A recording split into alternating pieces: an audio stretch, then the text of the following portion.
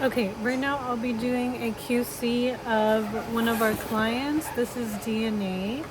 A lot of his cases are Emax cases, and so we found that it was best that we use that we create a 3D print solid model for him, so that we can also check. We could do a QC check properly. So the reason why we print 3D solid models for some of our clients is so that we can prove to them that what we've created from a digital scan is what we have here. And so this will allow us to see the contact between the teeth, and then look at the margin as well, the margin line. So you can see here that there's red. This is because this is the way we clean the inside. This client specifically requested that we do this. But of course, before we ship it out to our client, we have to clean it first. So I'm gonna use a steamer to steam this off.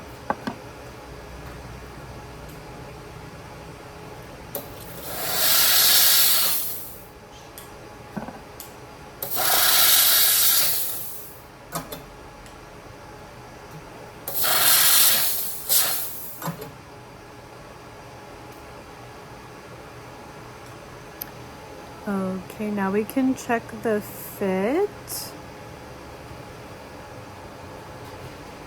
So on this 3D print model, this solid model, I'm checking at the margin area around here and around here. This is the margin line. We want to make sure that it's not open at all on the model, like you don't see a huge gap.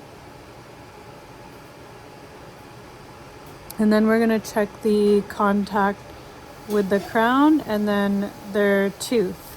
So if you see like a huge gap in between here, like let's say like a huge area where like a patient would want to floss, it shouldn't be a great gap. So this, I don't see a huge gap. So this looks like it's gonna pass the QC check. But let me just look closely. Yeah, so margin looks fine.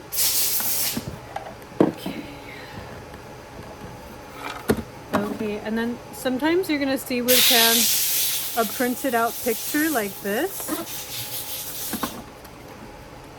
So let's see what this is. So like it seems like this is where our client would have to spot the opposing. This would be the opposing tooth from number 5. So I'm just gonna write the client name and the patient name. So this is Cohen Michael.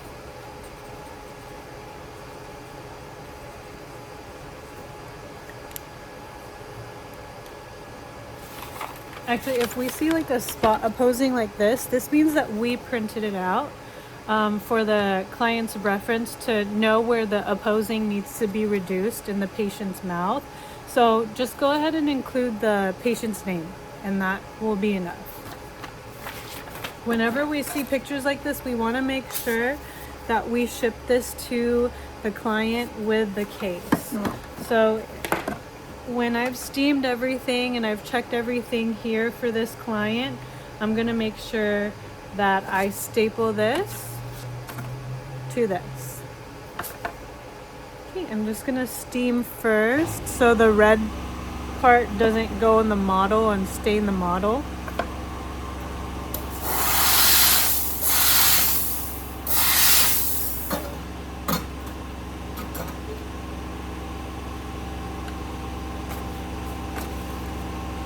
Okay, and the notes here say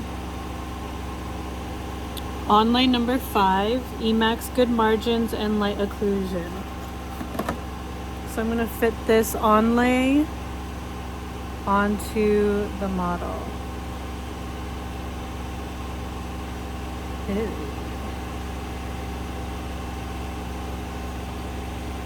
Okay, you can see that if there was an open margin, there would be like a huge gap in between, but you can see it fits nicely. You can't even tell that, you know, it's a crown aside from it being shiny. Okay. Looks like it fits nicely on this side as well. I need to focus. It's hard to show this. And then the front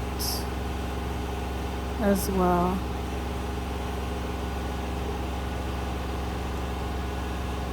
Looks fine to me. So what I'm doing is, as I'm QC checking, I'm reading the notes, checking the margins, checking the contacts, and you see how I have this huge stack of cases. So I just finished QC. I'm just gonna move it to the left to get organized, right? And I just finished this one, I'll move it to the left. Okay, now we can move on to the next one. So a key just with everything, with shipping, with packing, I would say is to work on one case at a time. Let's say you're working on this and you want to steam this first. Go ahead and steam it.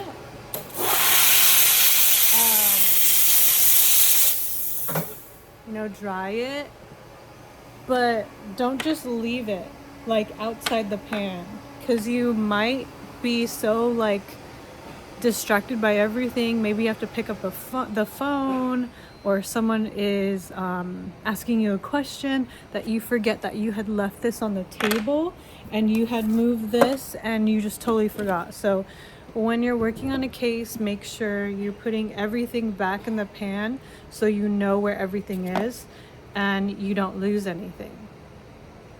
So organization and neatness is what I would say a good tip to make sure everything's running smoothly. Okay. So I'm just going to continue to QC, and that's it for now.